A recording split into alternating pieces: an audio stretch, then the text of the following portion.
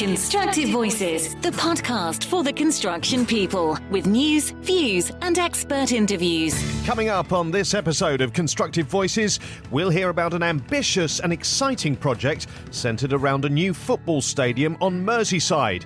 And with the cost of building materials rising along with tight supplies, it's a good time to think about sustainable construction and how the industry can help drive the green agenda. Pete the Builder will be sharing his insights. Constructive Voices, brought to you by Lewis Access, British-made scaffold towers and access products.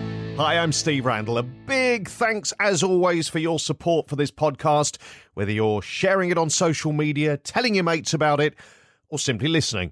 The team really appreciates it and your amazing feedback. Please keep it coming. Now, this week marks the start of one of the 4 yearly battles for football supremacy, the UEFA European Championship and the delayed Euro 2020 tournament. So with the beautiful game in focus, Henry McDonald has been talking to Professor Michael Parkinson from the University of Liverpool.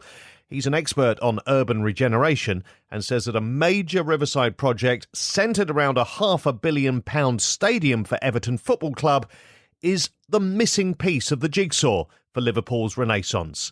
He told Henry about his passion for his home city. I've done a lot on cities in many countries, but I've made my name writing and talking about Liverpool. I wrote Liverpool on the Brink in 1985, which showed the total collapse of the city economically, politically, financially. I wrote Liverpool Beyond the Brink in 2019, which demonstrated the continuing incredible, if incomplete, renaissance. So the best part of my professional career has been spent being a Liverpool watcher, and jolly interesting it's been too. And you're also an insider, aren't you? You're watching somewhat from the inside. I know them and they know me. I live in Toxteth. I've always done. To do the kind of work I do, you need to know people, they need to trust you. And I still see people from the old days in the 1980s. Some of them are not politically very acceptable these days. I see those who ran the city in every decade, and I now know the people who run it at the city, the private sector people. So sadly, yes, I'm an insider, but I still think honest. And before we get into the specifics of this stadium project by the Mersey, what do you think are the reasons for the general renaissance from the vantage point of when you wrote your book and ever since? A whole set of things. I would say, first of all, the city learned it had to stop complaining, criticising, and start focusing on what it was good at and take control of its own future. So the leadership changed is the first thing to be said. Secondly, 30 years ago, the private sector and public sector were at odds at each other's throat. That's changed. So you've got now much more a kind of a partnership approach. I know it's a cliche, to working together. There's some of the local factors. I think there's some very important external factors. As my book showed, British government made a huge difference. When it was investing in cities, Liverpool went up. And when it stopped investing in cities, Liverpool went down. So all the phase of Liverpool recovery coincided with governments which were keen to invest in cities, basically. And you can look at that through the impact of Thatcher or New Labour or austerity or coalition government. So national government, when it's against cities, has harmed Liverpool. When it's for cities, it's helped Liverpool. And I think the really crucial feature is Europe. Liverpool is a global trading city. It's a European city. And frankly, European money in the 1990s was the difference between Liverpool collapsing and Liverpool recovering. 1.4 billion over 10 years. Europe took a risk and invested in Liverpool when national government wouldn't. And all that European money made the city region work together, focused on its modern assets, skills, labour, heritage, tourism, city centre, digital green. All the things which drive the Liverpool economy now were identified by the European Commission. Actually, the European Capital of Culture in 2008 was a crucial event because it showed the world we could run a proper affair. It showed ourselves we could run a proper affair. And it gave the Scousers really a self-confidence back that they'd lost. So you went from this culture of failure to a culture of success. The other big thing was the Duke of Westminster, through his property company, investing in Liverpool One in the 2000s. And Liverpool One is the best mixed-use city centre redevelopment in much of Europe. It was almost as much as European Commission money, 1.4 billion. It transformed the city centre from a tired, run-down, shabby place to a place which was fit for a once great city. It connected the water to the city centre, to the commercial district, to the cultural industries quarter. There was a big hole at the centre of Liverpool, and Liverpool One fixed it. So Europe, capital of culture, Liverpool One, local leadership, Labour Party changing its spots from the militant headbanging into the Progressive Alliance. I also have to say there was some very good leadership in and around the 2000. When Labour was running national government from 97 to 2010, the city was not run by Labour, it was run by the Liberal Democrats. And frankly, the then leader, Mike Story, now Lord Story, and the chief executive, David Henshaw, now Sir David Henshaw, really saw the opportunity to reposition the city. And I think they were the crucial local ingredient, which capitalised upon the crucial national ingredient, which was the Labour government's invest in cities, which captured the private sector realising we can make money in cities, which built upon European investment. So a series of linked factors from the personal to the political to the financial tell the Liverpool story. It ain't complete. There's lots of issues where we haven't done well enough, economically, physically, socially. We all know there's problems, but it is unrecognisable from the place it was 35 years ago. It had a very good boom and actually had quite a decent bust.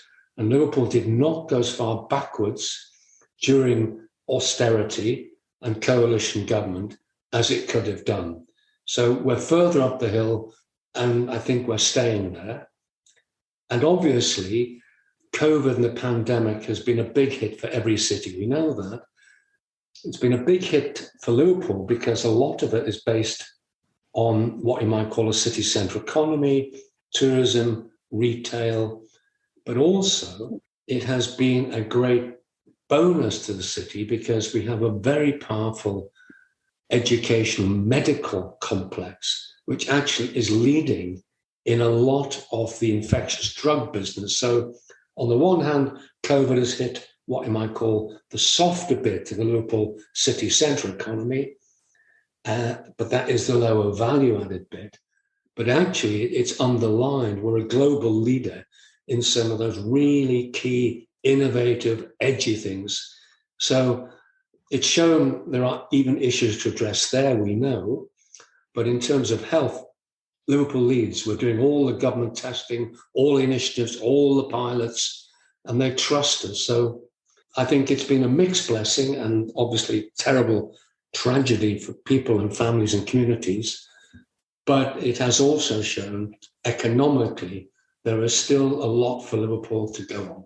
One interesting thing you said in your preamble was bringing the city centre to the water. Now that brings me to the Mersey, specifically to a place called Bramley Moor Dock. Tell me about that project, what it's going to do to this ongoing renaissance, as you call it, of Merseyside. The river made Liverpool the richest city in the greatest empire the world had ever seen outside London. The collapse of the docks in the 60s and 70s and 80s dragged Liverpool down.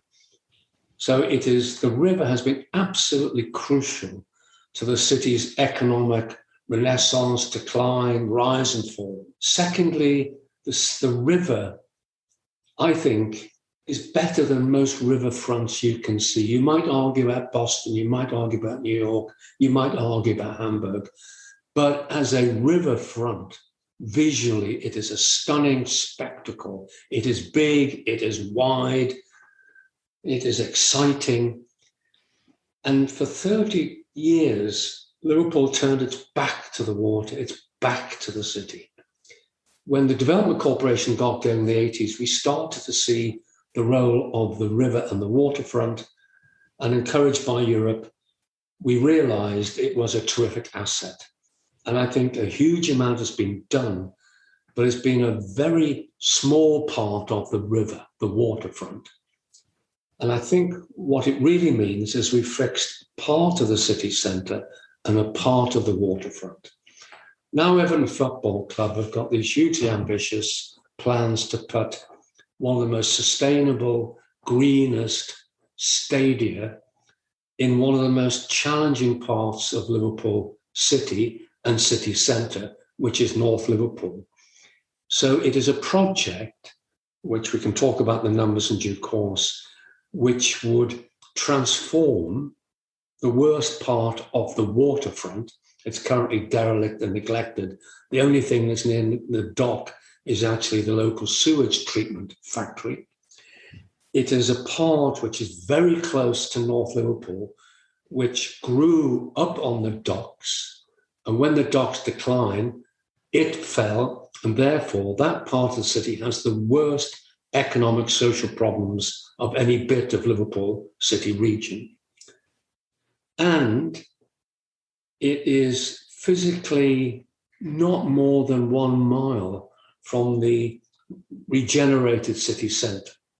So, Everton Football Club, having tried to develop a new stadium for a long time and failed, and needing to develop a stadium because it's a marvellous place, but old and too small, have got a grand project to invest in Bramley-Moore Dock to make a really high quality building which respects heritage, which would form a huge anchor in North Liverpool, would tie that part of the city at Bramley-Moore, which is the furthest part of the old docks, back into the city centre, and would be a driver of development in that 1 mile between Bramley-Moore and frankly, the liver buildings.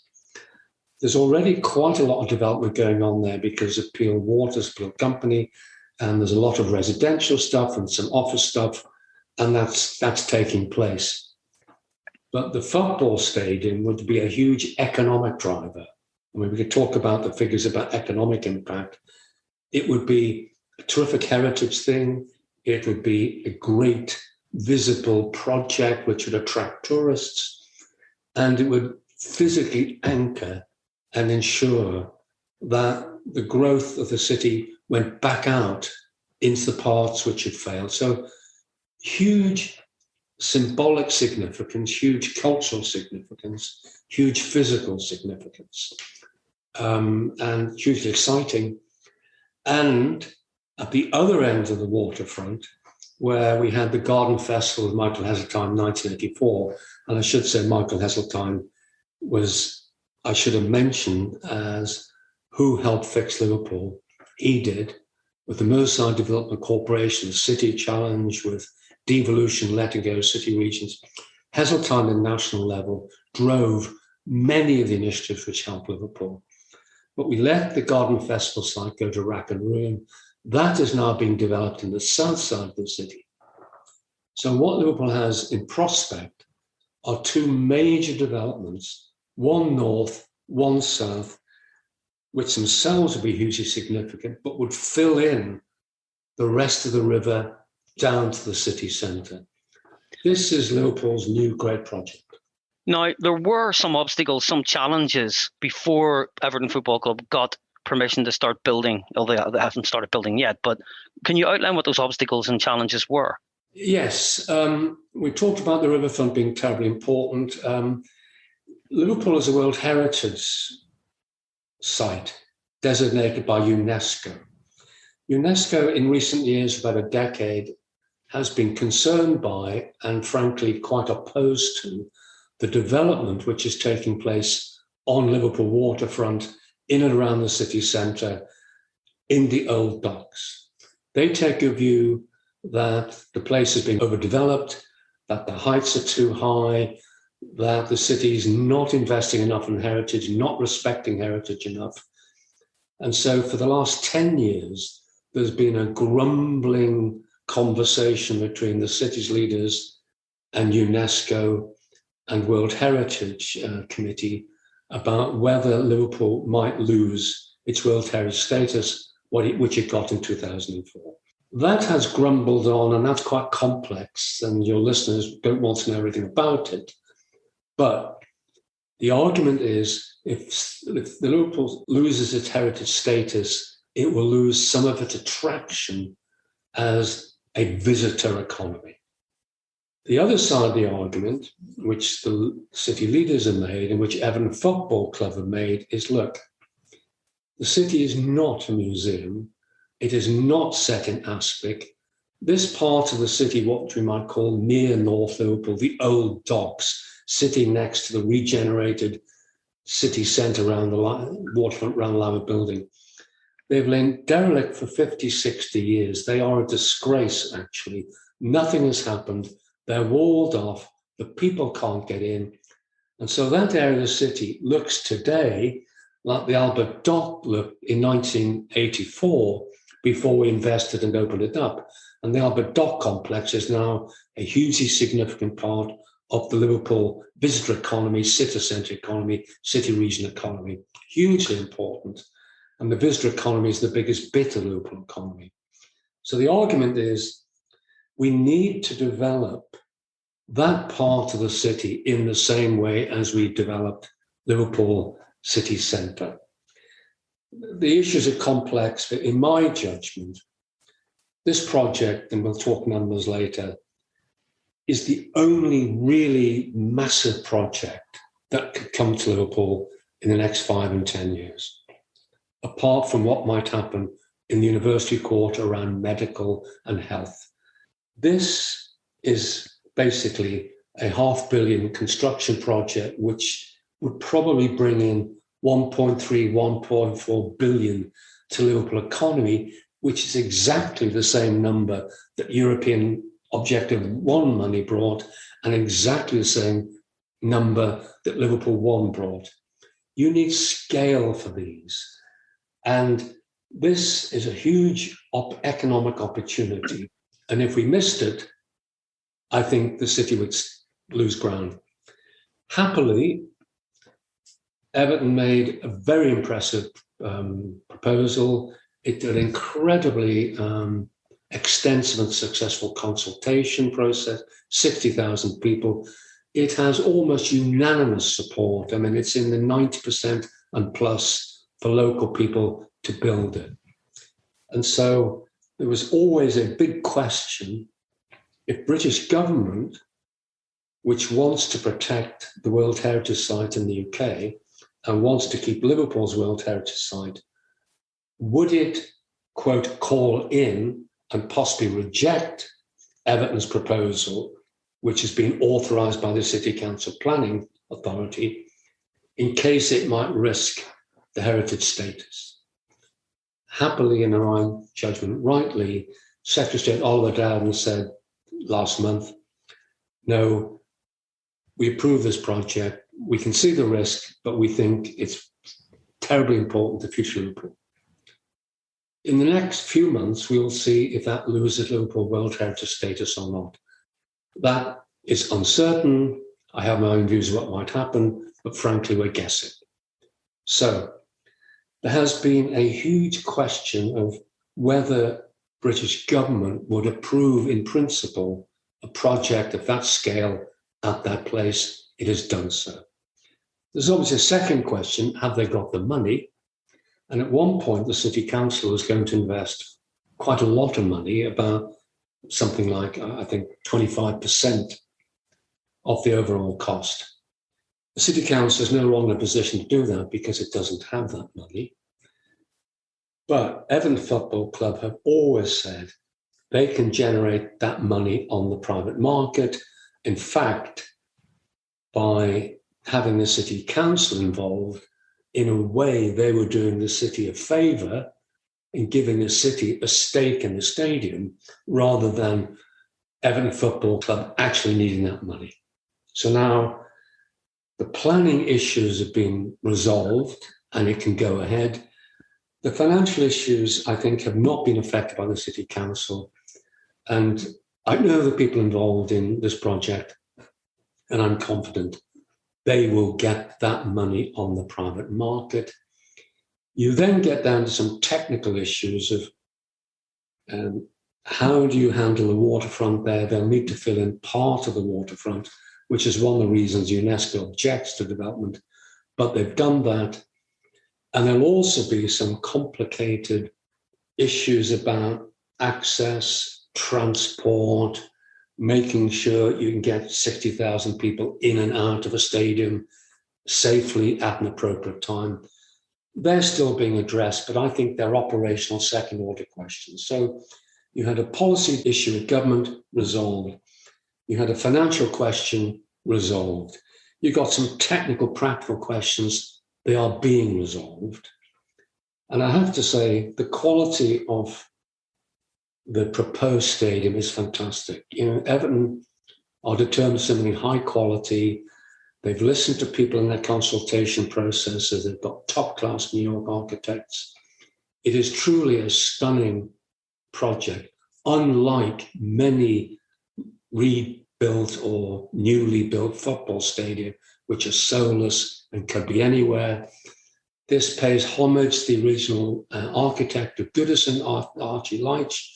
They've used some of the same motifs, as it were. They've built in some of the heritage features. They're keeping the old railway lines, the cobblestones. They're keeping the old watchtower, all these things which might have been lost. They're thinking carefully about a heritage trail back in to the city centre. They're also probably a question people have in their mind. Does this mean they're abandoning Goodison and the community? Not. They've got plans for that. So I would say the Everton history of trying to get a new ground has been an unhappy one, and there have been several high-profile failures. I think this is an entirely different kettle of fish. I think it will happen. I think it's necessary, and I think it'd make a major contribution to the city. Okay, so big construction project equals jobs, equals investment. Two questions really then. How many jobs are estimated to be generated?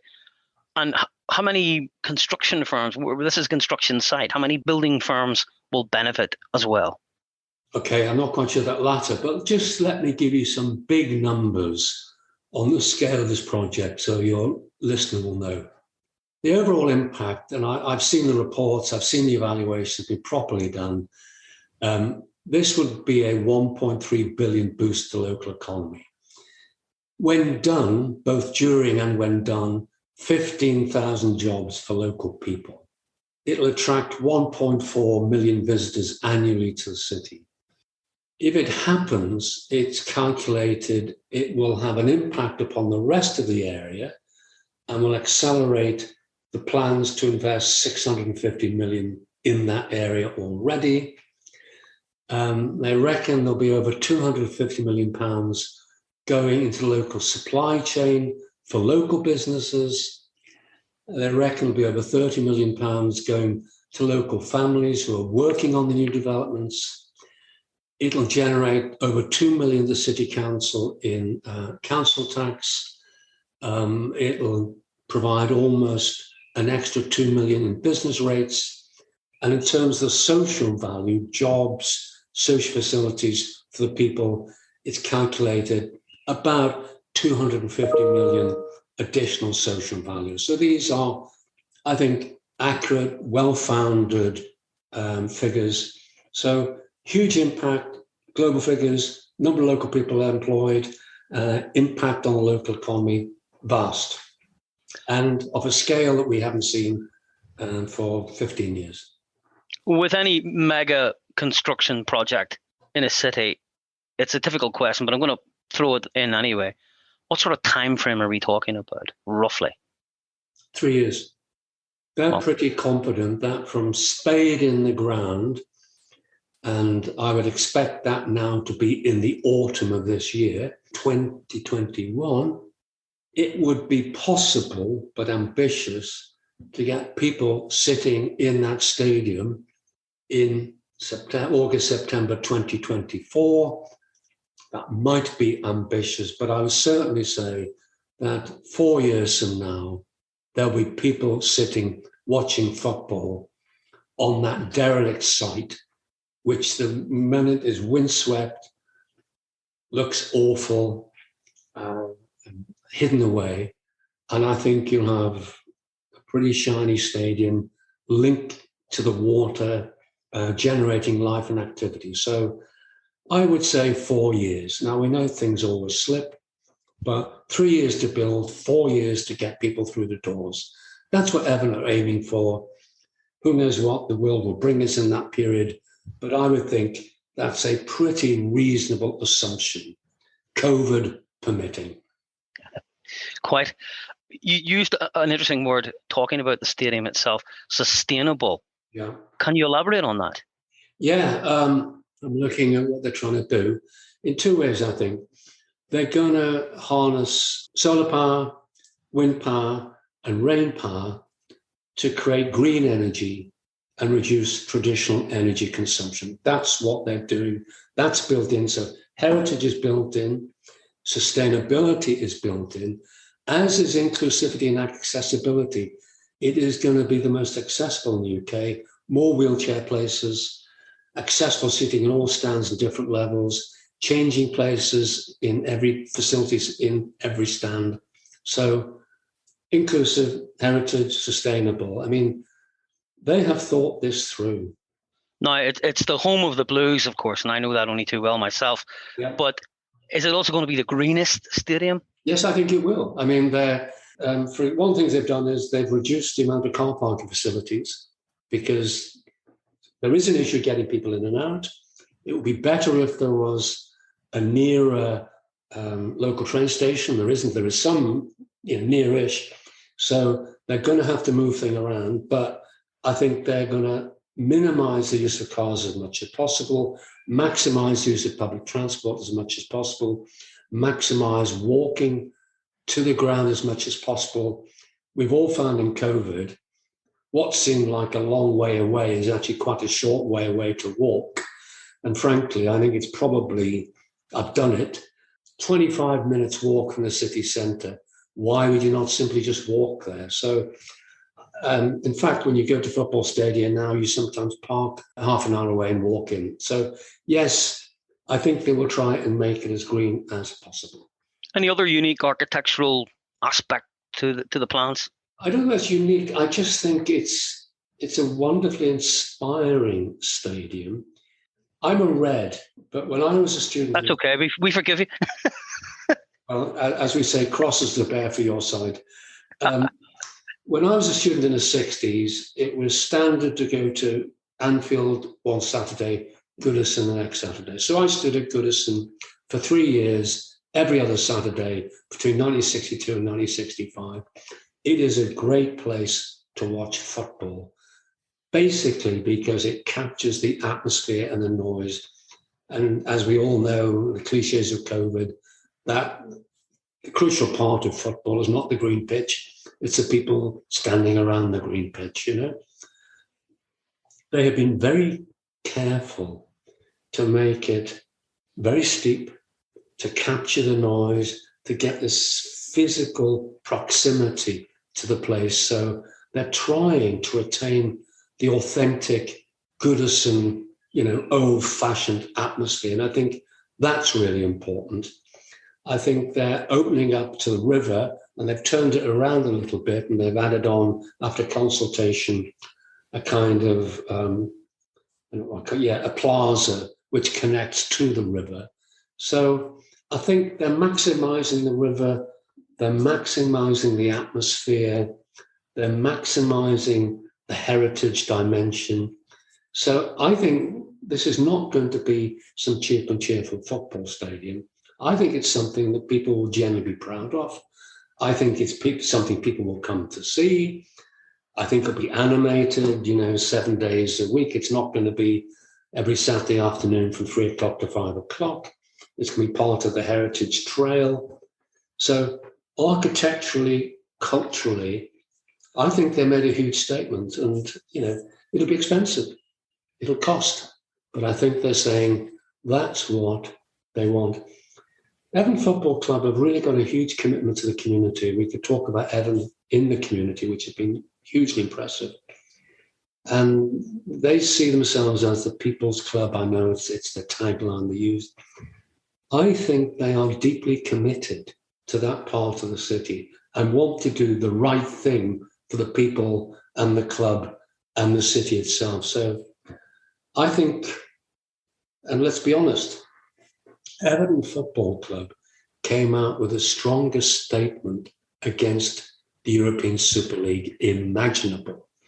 And Everton Football Club leadership directly accused their friends and colleagues and neighbours across in my club of doing the wrong thing. And that would not be easy given they need to collaborate. So I think that's evidence of the fact that Everton Football Club, and I know the chief executive, Denise Barrett-Baxendale, very well. She started or developed Everton in the community. She brings all of that into the club. So I think they see this as a kind of social obligation as much as a commercial opportunity, which it clearly has to be to justify $500 million expenditure. Now, you mentioned Goodison Park, the old heart of the club in Liverpool 4.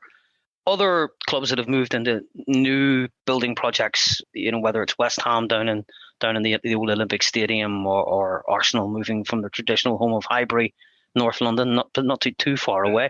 How can you fill the economic void and the social void too that will when the club no longer exists? Because there's a lot of businesses around the stadium that subsist or feed off the crowds that come on alternating Saturdays. How is that going to be addressed? Okay. Everton Football Club, and again, I have to pay tribute to this, are absolutely clear they're not walking away from Goodison. They're making Goodison a legacy project. And they're saying, we're not selling off the highest bidder. We're not selling off a private housing or a supermarket. They're going to work with local partners to create, in effect, a whole community facility. They want to deliver what they call a unique regeneration project. They've got outline planning permission for new housing, health facilities, education facilities, sheltered housing for local people, elderly people, a youth zone, and business startup facilities. That's what they intend to do. Health, community, young people, elderly people. Will they do it? Everton and the community have spent £10 million in recent years investing in 3 big facilities.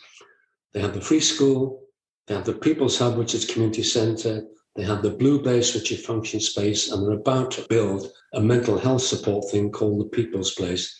They have made a huge commitment to this area anyway, on a huge investment on a voluntary basis. The club have been very good about it, and they've raised the bar for everyone else. I suspect it's the best in the country. I mean, I think it probably is. And so they're saying, we're not throwing that away. The way we ran Everton, the community, and our commitment to the place will be preserved. And they have very ambitious, innovative, exciting plans to do all of that. Again, money has to be found. But I think if you're asking me, are they serious? Are they committed? Absolutely. They understand the risk, the reputational damage of the club, walking away and saying, that's history, forgot all that. We have a shiny new stadium on the waterfront. They're determined to avoid that. Now, whether it's Bramley Murdoch or what's going to happen to Goodison afterwards, talking construction, presumably some of the big players on Merseyside in the building industry will be involved in this, will be co-partners in what Everton are doing. Oh, yes. I mean, I can't name names, but they've worked with local developers already. They've worked with international developers. They'll be working, I guess, with some of the best people. There'll be a knock-on impact for local firms, small and large. There'll be global companies being involved. I mean, as we've agreed, it's a £500 million project. it's going to involve an awful lot of developers and construction people. And I think an awful lot of local city centre development has been one-off residential developments, some of which have run into difficulty locally. I suspect this is going to be better money, longer-term money, higher quality developers, higher standards all round. So again, in terms of impact upon the development industry and construction process in Liverpool, I'd be hoping that this would be a quality affair which would raise the bar. And I myself said, one of the risks to Liverpool is overdevelopment of the city centre and also development which is frankly too low quality. And I'm hoping that this not only results in a fancy stadium, but will have impact upon the standards the city council set for the rest of development across the city centre. So I think it's significant for itself and significant for the kind of development that Liverpool does in the next decade. I think at the top of the hill with the university and the Knowledge Quarter, and I'm involved in that obviously, there is a huge amount of money, I mean hundreds of millions going in already into development there. And we've just finished the spine building for the British Medical Association, which is the greenest building they claim in the world. We shall see. So I think these two big projects, I think the future of Liverpool in the next 20 years will be determined by the extent to which we can get the visitor economy, the cultural economy, the entertainment industry, the city centre economy going again post-COVID. And the early signs are promising, but it's too soon to tell. And the high value-added stuff at the top end of the city centre. And the interesting thing about that is there is a straight line which links Bramley-Moore Dock back through Everton, Goodison and North Liverpool across to the new Knowledge Quarter. And so you can see these two development areas providing real long-term economic opportunity to that area in the middle, which currently has the worst crime, the worst education, the lowest skills, the greatest problems. So I think, for me, the key question to ask of these developments and the waterfront and the Knowledge Quarter is, will they guarantee that the benefits will be shared by local people and local communities as much as by visitors or indeed international developers? So for me, this is the test. It's not simply construction and development. It is, where do the benefits go? Are they retained locally? And the test will be in 10 years' time. 95% of people asked, do you want this to happen, said yes. In 10 years' time, if we ask them again, are you pleased with what they've done? That'll be the asset test. And I think we should hold the club and the Knowledge Quarter to that test. Do local people think this was good for them and their place? Now, given what you said about the sustainability aspect, it being maybe one of the greenest stadiums, if not the greenest in Britain, the unique architectural nature of it and the social economy that it will contribute to, do you think this construction project could be a template for other clubs in any sport rebuilding around the world? Absolutely. I really, really do. You know, we were joking before, I support Liverpool, I'm a Red, etc., etc. And I think our owners have been very good for the club, but have made some serious strategic mistakes, and they paid a price for that. Everton Football Club have not been as successful as a football club as Liverpool Football Club, but I think their commitment to the city has been greater than ours. I think their ambition for the new development is really fantastic. I think if they pull this off, I think it will become a global leader. I really do. I think that's the significance of this. We can all think of cheap and cheerful football stadia which frankly, you might as well be in Tesco's. They've got no soul, no quality. You can't defend them except, they're there, they're modern, and you can park. I think this is a different kettle of fish. And I do generally think if they pull it off, and they haven't pulled it off until they pulled it off, but if they pull off and deliver anything of ambition, quality, and innovation, green sustainability, community engagement, inclusion, if they do that, it'll be the Guggenheim of the 2020s. Everybody will want to come and see how they did that, if they pull it off. And, I hope they do. I think they will do. I rate very highly the people involved in this. I know the people from the community end. They're serious people. I know some of the more commercial people, they're very good. So I think this could become, frankly, a world leader. And I think when Oliver Dowden was deciding, should we, quote, call this in and possibly stop the development, he knew that it was a massive opportunity for Liverpool, full stop. I think it's a massive opportunity for the UK. I think it could be a real signal statement of, this is how you do corporate, global, sporting stuff, which has a heart. And I think given what we've seen about European Super League and the reaction of the fans, I think all of that is going to become more, not less important. And I think Everton are kind of, as I say, leading on that. Superb. Michael, thank you very much for what's been a fascinating discussion. And let's hope both our clubs start to progress. We need to catch up, obviously, but I can't wait to go to the first derby at Bramley Murdoch between the Reds and the Blues. I have said to Denise Barrett-Baxendale, for all the promotion I'm giving this, I expect a seat in the director's box for the first time. And they have said, we will keep you in mind. This is Constructive Voices. A big thanks to Professor Michael Parkinson for sharing his insights into urban redevelopment. And you can find out more at peoples-project.co.uk. Don't forget the dash. And leading on from the sustainability part of the project, let's chat in broader terms about construction's green scene with our man on the ground and on the TV, Pete the Builder, Peter Finn. How are you, Steve? How's things? Yeah, very well, thank you. Things are still looking very optimistic, and things are looking good. And I'm sure you're as busy as ever. Yeah, the future is bright. We're all kind of moving in the right direction, and busy, which is all good. Now we're going to talk about something which is kind of an ongoing theme, really, in the podcast, because Henry's done bits on this, Matt has as well.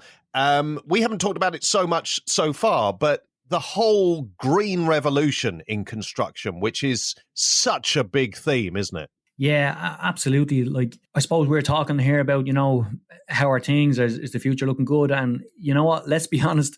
The future of the planet is something that touches on every single person around the world. Whether you're living in Timbuktu or Tipperary, you need to think about the planet, because we're all on the same planet. And been listening to the news, we all know that climate change is happening. It's been identified that the reason for that is, carbon footprint, greenhouse gas. Sometimes I think we can look at these things and go, I'm only one little person, or my little change in my habit going to have an effect. Well, the answer is yes, it is. And I suppose, especially as construction workers and people in the construction industry, it's absolutely our obligation to make sure that we do what we can to try and help this situation. Because, like I've said it before, I have 3 young kids. I don't want them growing up in a Mad Max situation or, Waterworld situation like Kevin Costner was. I want my kids to enjoy the planet. And if there's something that I can do now to help that situation, well, I'm willing to do it. And I really do think that people out there in all the industries, but in particular, look, we're construction people, so we're talking about the construction element of it. I think that we all need to do what we can to help improve the planet and help improve energy efficiency and our carbon footprint and all of those things. If we can start making sure that we're making percentage gains, we're only going to make our world situation a more positive one.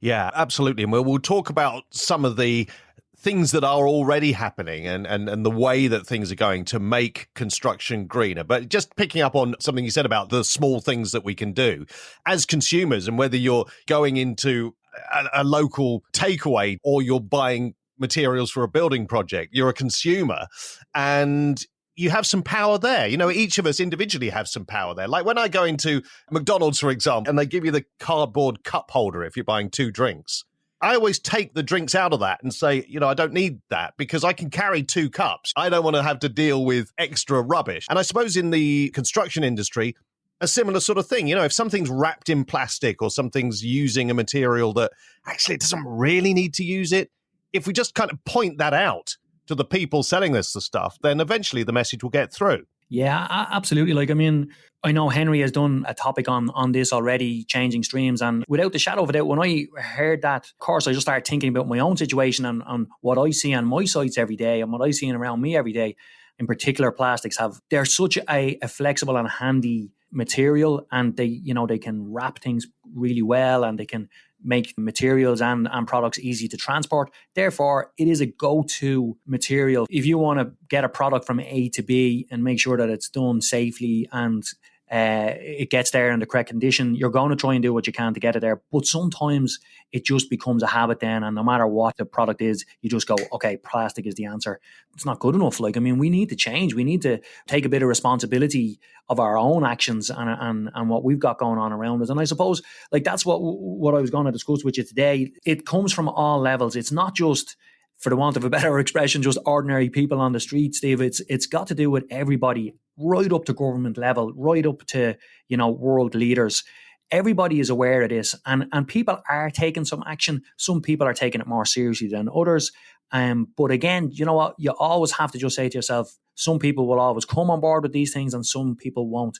There's a lot of very proactive incentives being put in place. Like, for example, in Ireland, we've got the Sustainable Energy Authority of Ireland. And basically what that is that it's a government body that's been set up, and it has targets that it's been set to help Ireland as a country to be more efficient in everything it does, but in particular in its energy and in its homes. So to make sure that any homes that are being built from now on, and houses that are actually currently built, to improve them and improve their energy efficiency. Because we all know, again, I've said this several times on the podcast before, I've a lot of experience in working on houses of all different ages, like, conservation in buildings which are, hundreds of years old, right up to new build. Obviously, if you're starting a new build, you've got the opportunity to put some, energy efficient materials and obviously your heating controls and that type of thing in. But if you've bought a house that is pre-existing and already has a heating system in it and a certain amount of insulation in it, there's now incentives from the Irish government to help you to change and adapt your house to improve it. And that is not only happening in Ireland, that is happening throughout Europe and throughout the world. Obviously, each region, each location has its own different way of approaching these things. But I know from an EU point of view, the EU has set targets and they are driving their members to make sure that they reach those targets. And some of the targets are really, really high, but they have to be, because we have been a little bit flippant. The last couple of generations and our generation have probably been too hard on the planet in terms of the way that we have proactively increased our industry. The rate of industry has just gone through the roof. The population has got bigger. And, sometimes when there's pressure points there, it just gets spread quickly to try and firefight what's going on. But now I think people have to really start taking responsibility of that, and they have to start managing it a bit properly, which is great. And you know what? We're all part of it. Interesting that governments do what they do, and we call on governments to do things, but very often they are lagging consumers' thoughts and demands. And certainly when you talk about the generations, the younger generations, the millennials, the Gen Zs are really, really fired up about climate change and taking the necessary steps to reverse anything that can be reversed, but certainly to slow down the rate of climate change. So it's that consumer demand that really is going to drive things even further. And of course, certainly for bigger construction firms, it's going to be investors who say, we're not going to invest in your company unless you can show that you're green. It does take people a period of time to change the way they think and to accept the fact that while they may be making massive profit, they are actually creating more problems. And then, some people just don't care. Some people go, well, look, I'm lining my pockets, therefore I'm happy to keep on doing it. And that's when we need government bodies and we need the correct people to step in and to put manners on those type of people. And that is happening. And again, the only way that that'll really happen is when if there's a push from the general public, which again is happening. People are more aware of the planet and more aware of the fact that unless you push and unless you fight back and ask questions, people will just keep on throwing products at you and will keep on producing stuff in such a way that it is quite simply not good for the planet and therefore leads to a very unhealthy environment. Like it's across all spectrums. Green energy for your home and your whole home building, but also electric cars are certainly a big push. How these manufacturing plants get their energy, where it comes from. These are definitely questions that are being asked at the higher levels. And we now have people who are moving into management level who have a conscience, yes, to create a profit, but to do it in an environmentally friendly way. And only with that situation in place can we actually realistically expect this to happen. But it is there and it is happening. And people are talking about it. Me and you're talking about it now. We could have very easily come in here and just spoke about how to make profit in construction, but no, we're doing what I think is the right thing. We're opening up the conversation and we're trying to talk these things through. Yeah, and it's when you talk the things through that you start to think about the ways that you can make a difference. Obviously, there are things that can be done in the planning stage of construction. So making things more energy efficient, making sure that buildings are properly insulated. There may be solar panels on the roof, all of those sort of things. Then there's the materials that are selected. And again, that will change over time as new rules come in and certain things won't be allowed to be used anymore. But before that, there's choice. So builders can choose to pick things that are greener than other options. And then there's the machinery that's used. And I know that, I think it was a couple of years ago in Norway, they announced that they had come up with what they thought, and certainly probably was, the world's first zero emissions construction site.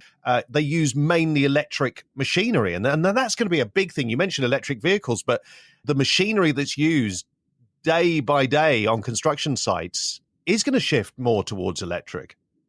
Yeah, absolutely. And these things do take time because, again, just being totally honest about it, the first battery tools that came out, it was great that they were there, but they weren't actually capable of doing the job for long periods of time.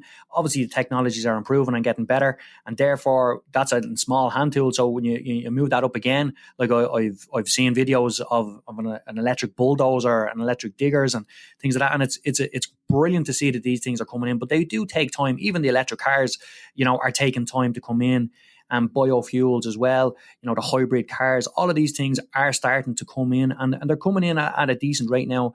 And in construction, there's no doubt about it.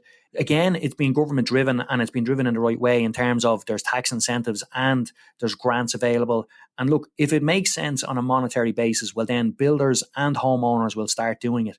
But if you were to start saying you've got to use product B because it's more efficient, but it's going to cost you twice as much, well, some people simply cannot afford that. So, in fairness to a lot of government and world agencies, they are given incentives to make sure that the correct products or the more efficient products are at a similar cost to the products that are already out there. And that's what we need, because it has to make sense not only on a conscious level, but also on a monetary level. But we are being pushed because of, as I said at the start there, the EU have put these incentives in place. And not only incentives, they've got fines for countries if they don't reach certain targets. But the good thing about all of this is it is creating a lot of work as well within the construction industry. People are very busy in upgrading the insulation of people's homes. Air to water heat pumps are going into people's houses instead of, fossil fuel, and instead of some oil boilers and things like that. So, and obviously the more energy efficient your house is, it's saving you money, which again makes sense. In Ireland alone, I know that there's 75,000 homes a year and businesses that need to be upgraded every year. There's people in industry at the moment going, well, I want to get a part of that.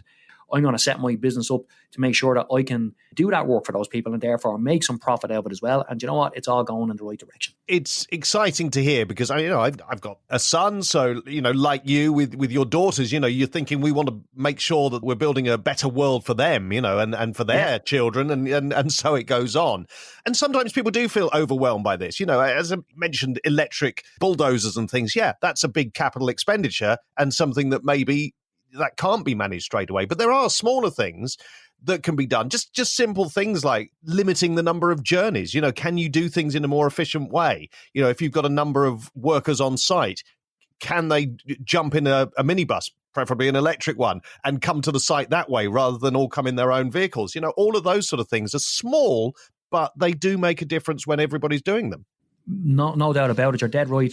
It's the accumulation that comes into it then. If enough people are doing it, it just creates a much better environment. But again, it's about getting people to change their habits. If you can get your habits, and you can get the way you function is done in a more environmentally friendly way, it's just going to work. It's because it's about everybody tying in together. And again, as I said right from the start, it doesn't matter where you are or where you're from. This is a battle for every single one of us. There's been huge steps taken in the right direction. There's been huge positivity on this subject, and there has been huge gains made. Look, sometimes you can't reverse the clock, but you know what? You can always improve what's happening going forward. And I do think that the mindset is there now. And, I think that us as construction workers, we're talking about it, we're identifying it. It takes everybody to push, and it takes, our choices need to be the right ones going forward. And I think if we do keep doing that, we're going to keep on reducing our carbon footprint. We're going to keep on making the right decisions, and this whole thing can go in the right direction. We can all live in peace and harmony, and Mad Max doesn't have to come out. It's like a Disney film all of a sudden. Well, it's good to end on a positive there, Pete. As always, great to speak to you. Cheers, mate. Thank you, Steve. This is Constructive Voices. My name is Lorraine Shepherd, Training Manager at the National Association of Shop Fitters and Interior Contractors. We're a trade association and representative body for shop fitters, fit-out and interior contractors. We proudly celebrated our centenary in 2019, and we have members across Great Britain and Northern Ireland. You are welcome to find out more about our association by visiting www.shopfitters.org. So, we are running a very special campaign this week, the 7th to the 11th of June 2021, looking at respiratory health in our sector. We've aligned it to a very simple tagline of "and breathe." The campaign focuses on raising awareness and providing relevant resources and training to hopefully prevent further cases of occupational asthma, lung disease, various types of cancers, silicosis, and chronic obstructive pulmonary disease, more commonly known as COPD, and that's to name just a few. What led me to looking at running such a campaign was a young construction operative I knew. He was medically retired by his 35th birthday. In his words, "It was seen as wimpish to be the only one wearing a mask on site. Now I cannot breathe without assistance, and I cannot provide for my young family. He has an avoidable lung disease." There are some really shocking statistics out there. For example, in 2019-2020, 12,000 people in the UK died from lung diseases estimated to be linked to past exposure at work. Many of these deaths were entirely preventable. I have some further facts for you. Did you know employers have a legal duty to protect workers' respiratory health? Some of the most common substances known to cause occupational asthma and life-changing lung disease are used in or generated by your everyday construction tasks: soldering fumes from the solder, stainless steel, welding fumes, and wood dusts. Just a few examples. Symptoms of silicosis can take many years to develop, and you may not notice any problems until after you've stopped working with the substance, which is silica. They're calling silicosis the new asbestos. Asbestos can lead to various types of lung cancer, known mainly as mesothelioma. Silica can be found in sandstone, gritstone, quartz, concrete, mortar, marble, limestone, to name just a few. Common reported symptoms of exposure to silica dust include a severe cough, fatigue, loss of appetite, shortness of breath following physical exertion, fever and chest pains. The good news is this disease is completely preventable. To conclude, I hope your listeners will think twice about the importance of wearing masks on site, ensuring it is the correct mask for the job at hand. please ensure it's fitted properly. This is known as face fit, as I'm sure most of your listeners will know. Part of face fit testing is making operatives aware of the importance of the size and the fit of the mask, making sure it's the right mask and being clean shaven. We also encourage attending asbestos awareness courses and control of dust courses, widely available. We would be happy to put your listeners in touch with our fully accredited, approved training providers. For further information, please visit the landing page for this campaign on our website, www.shopfitters.org/respiratory-health. Thank you. Thanks, Lorraine, for taking the time to tell us about that important campaign. We're always keen to help promote anything to do with health and safety and well-being in the construction industry. So if you have anything like that you're involved in, please get in touch with us, or anything else that you're doing or that you'd like to hear on the podcast. We would like to hear from you. Just go onto our website, constructive-voices.com. Don't forget the dash, and you can find out all about the show and find our contact information on there as well. And that's just about it for this episode of Constructive Voices. We'll be back in a couple of weeks' time, late in June. Thanks to all our guests this week, and thanks to you for listening. You're really helping us build something. Constructive Voices, brought to you by Lewis Access, British-made scaffold towers and access products.